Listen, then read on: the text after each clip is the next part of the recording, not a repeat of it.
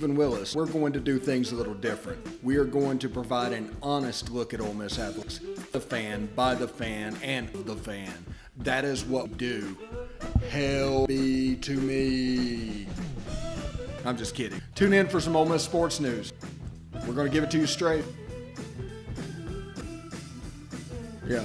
Right now. The podcast starts now. It happens now. Holy cow. Listen to me. It's starting. Well, it's going to start right about now. Good morning, and welcome to the POMcast. I'm the host, Stephen Willis. Glad you are joining us.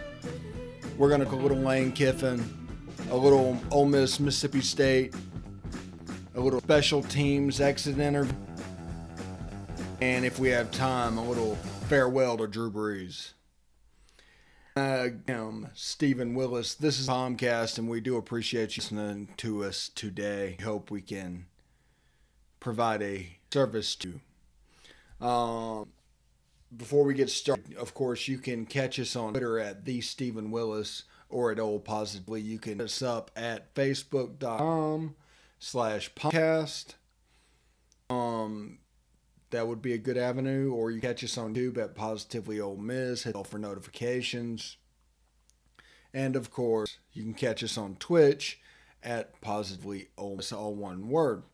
If you're into audio, you can catch us on Google Podcast, Apple Podcasts, Stitcher, SoundCloud, Spotify, iHeartRadio, TuneIn Radio, and Pandora. I think that's all of them right there. The majors, you can listen that way to the show. So thank you very much again for joining us today. And I want to start off on this. Just, there is zero reason to think Lane Kiffin would be interested in any job, especially not the Tennessee job. But weathermen are trying to make money off clickbait, and people that charge for the service are trying to get you anxious so you will sign up for the service. Might, over the next couple of days, bring that into the forefront. Again, there's no reason that would happen. Basically, the weathermen that never get punished for being wrong are saying it. So, there you go. Also, Jeremy James, FWA, All-American Fresh Team. So that's pretty good. That is really we want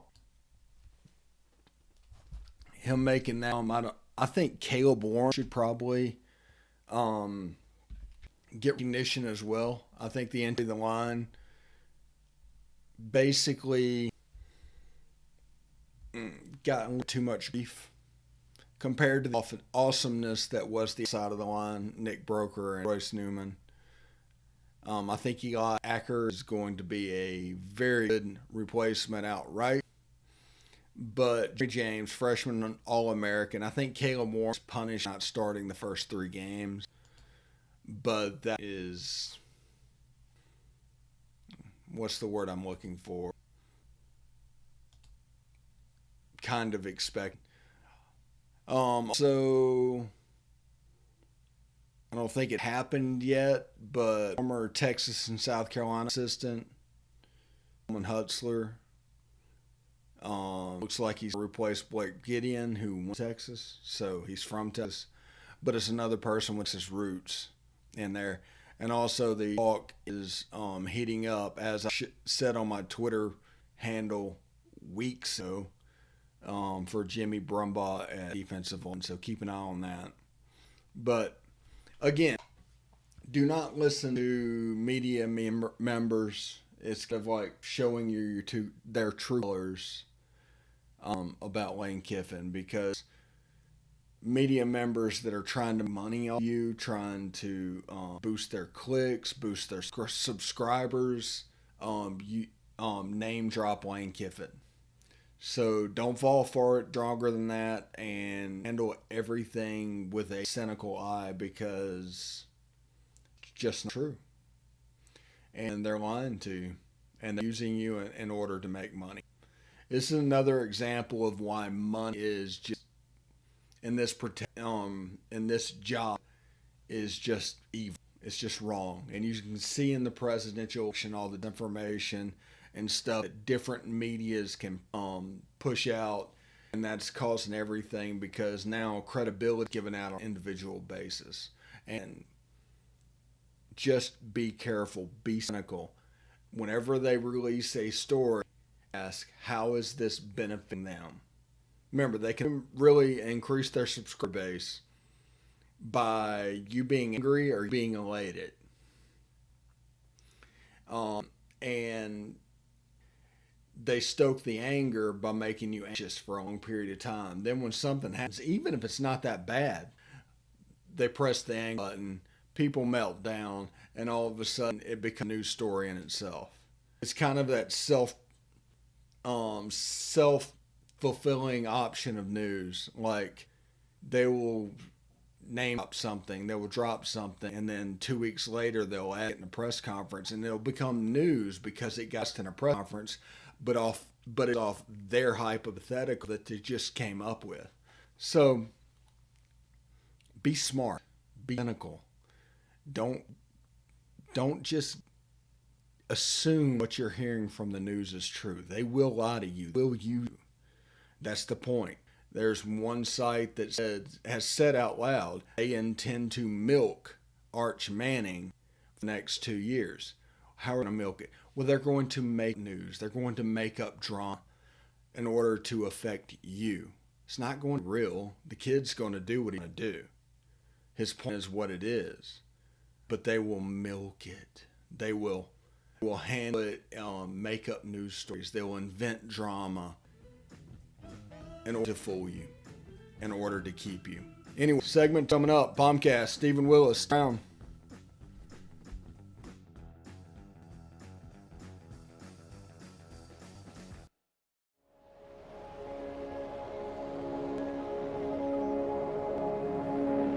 Only 10% of us enough daily exercise. And that number is dropping. Nearly 30% of are overweight or obese. We spend 6 hours a day in front of screen. As a result, we now have a shorter life expectancy than our parents. But give us a start in sports and never stop. Learn how at activelife.ca. Hey, this is Stephen Willis from Positively Ole Miss. We're almost done with this break. We'll be back with information quite soon. The military has been in every generation of my family, and so has VA. It wasn't easy for my dad after Vietnam, but VA had him and my mom the home they'd always wanted. Michael's been coming to VA since World War II. They even helped him lay to rest one battle buddies from Normandy. And me, I've been their footsteps and served with pride. And now out of the military, the GI Bills help us school. Every generation of my family has served, and VA served us all.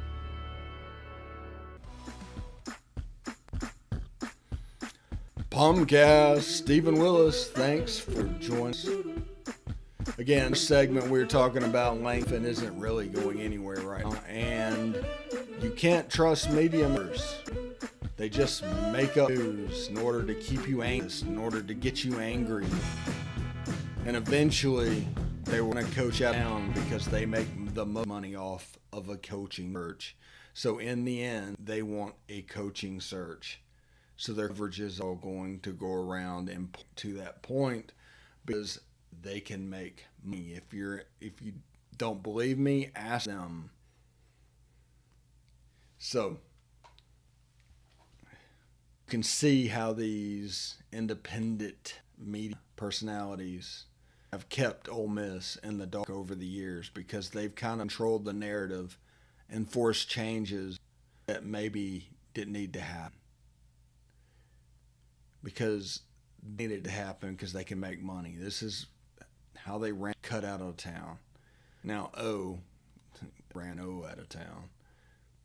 But that's the way it goes. It's a cycle. Every couple of years you can look at it. You can see the signs. Think back on them.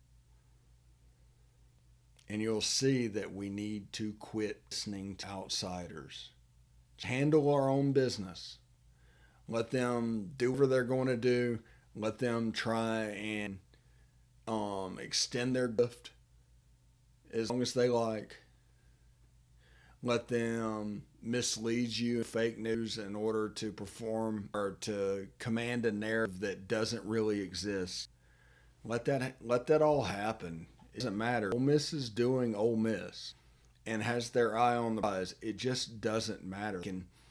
They can do that. And the bit of that is if we go down that road, they will be exposed for what they are.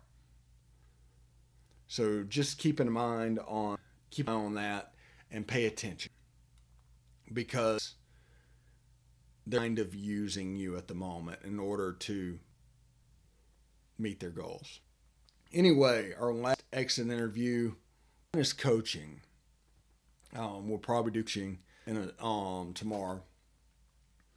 But special teams exit interview. I know this is the one people have been looking forward to, and honestly, you should.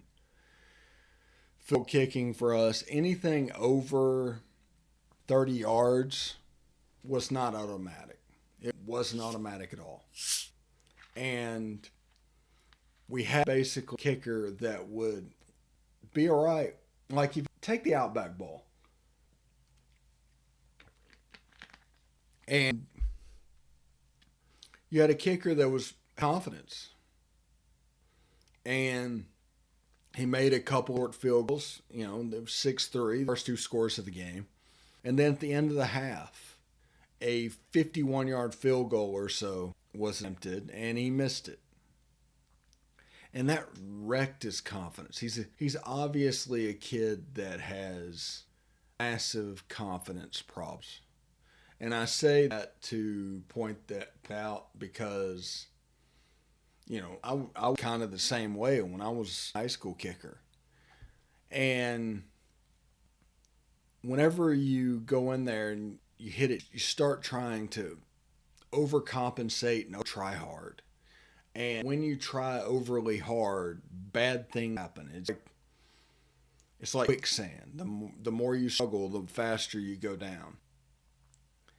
And once he missed that 51-yard field goal, there's nothing wrong with missing that kick. That wasn't one that, honestly, I can think of anybody expecting him to make it. But you have to throw it away right then. You have to have an extremely short memory. And he did not. And that missed 51-yard field goal into a 35-yard field goal or 33-yard field goal, and then turned into a missed extra point. Just a breakdown of confidence of how to do it. And that was kind of the story of that kid. He was good from about 30 yards and in. That was his effective range. After that, he was probably 1 or 2 of 15. Some absurd number. But it got to the point where you kick over a 32 yards, like, well, no, they're not going to make that. And because of that, there's a third of the game that is scoring that is a definite minus. It's a huge minus. Because if you can't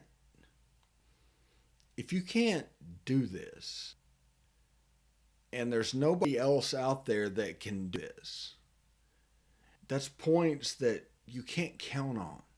When you hit the 30-yard line, you should pretty much be able to count on points after that. Yard line, that'd be a 47-yard field. That'd be a long, you're going to miss some of those, but it is, as it comes down, it'd be counted on. Well, you couldn't do that. You had to get down the 10-yard line, the 15-yard line, in between 10 and 15, before feeling like you had a reasonable shot at points. And I honestly think, now Lane Kiffin probably was going to go for it anyway, but I think he was even going for it more because of the deficiency we had at kicker. Now, Hunter, we were good. He's coming back next year. Fantastic. I mean, not going to get used much. I think he had like 10 kicks for the whole season. That's the average of less than 2 a game. And the return game, Jerry Neely kickoff. Okay, that's good. We had an excellent kickoff return game. Nobody, I think, broke one on regular kickoff. And no broke a punt on us. And on punt return, Elijah Moore, we caught the ball, but we didn't really return it. Once Dontario Drummond took the reins, we returned the punt and saw a potential for a spark. Now, we're going to have different guys that next year, but Dontario Drummond probably should go into spring practice number 1, period. And if he goes on practice as the number 1, you can expect some production from the era or that part of specials. But overall, the special teams unit probably got a C. And that is mainly because of how bad we were at field goal. And I just didn't like it at all. At all. Caden Costa got a scholarship first year. Kid out of the New Orleans area. He was number 3 in the country. Good kicker. And there's images of him making field goals of upwards of 60, 65 yards on the internet. That's a good thing. And that's going to help us on multiple levels. Kickoff and field goal. And it might be a situation to where he's kicking field goal and somebody like Lan Guthert, who has a pretty decent leg, is kicking off. The fact that he couldn't beat out the kicker we absolutely had is an indictment on him. I think he kicked off block in high school. So, either way, you should just that had a problem with kicking. And you're going to that by signing a kicker. That's the most important thing out of everything I've said. Is Caden Cost is expected to be the guy. And is expected to fix this problem. Return games, we're doing fine. Punting, we're doing fine. Our main problem was on field goal, which we were not consistent even a little bit. And if you're not consistent even a little bit, that's a problem. So you end up with a C in special teams, because that's the part of special teams where points are a part of it. So you have to be careful. We break down the coaching tomorrow. In coaching, main head coach, assistant coach, total grade for coaching. Oh, I'll hit you with that tomorrow. When we come back, after this break, we're going to hit the Tennessee job and expectation. Other than Auburn, who's panicking, everybody else has hired an assistant coach. That's worth keeping it on. Other than Brian Harsin, everybody has hired an assistant coach. Anyway, we'll be back. POMcast, Stephen Willis. Stick around.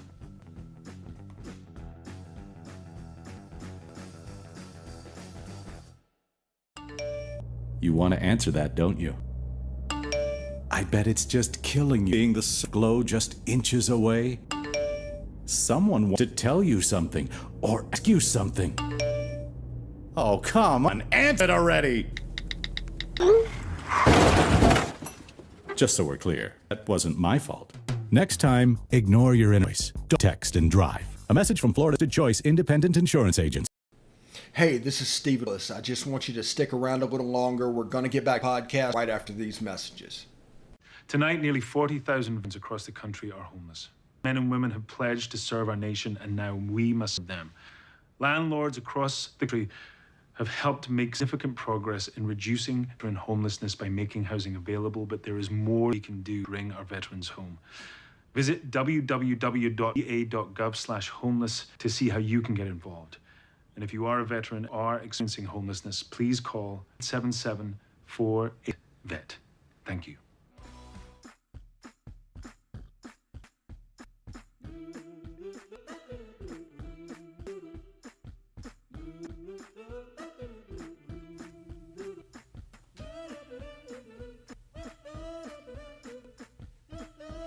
POMcast, Stephen Willis, right here on Positively Ole Miss. Thank you so much for joining us. We're having a good time. We're down here in the palatial Florida studios. We're starting to put it together. We've gone decorating walls inside the studio, including diplomas and the media credentials, and found a flag from the Independence Bowl in 1983. So I put that up as well. So decorating the studio, we have painting that we have to get done probably this weekend. The equipment is supposed to be here tomorrow, actually, so that it can go in there. We have all our lights and our bulb and all that in the studio. So after tomorrow, we should all be good to go as far as stuff being here. We'll just need to do it now.